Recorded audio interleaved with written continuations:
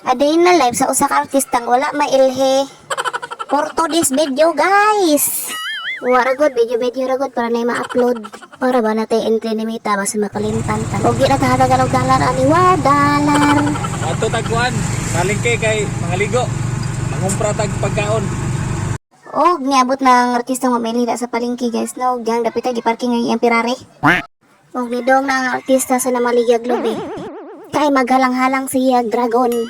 Og naglibog ko sa nga lobby ang gipangita kay na may lobby ang ta sa unahan pero ngadto siya sa tumoy. Kay maudi ay kinada siya follower diri no. Nakaila sa artista.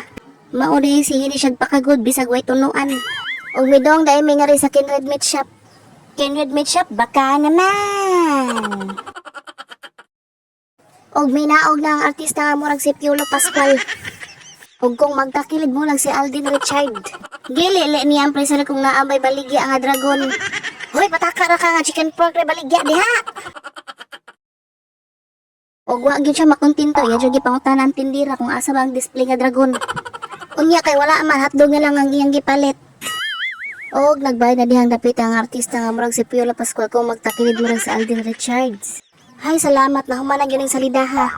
Kung nahuman nimo, salamat sa pagtan-aw aning video nga way klaro.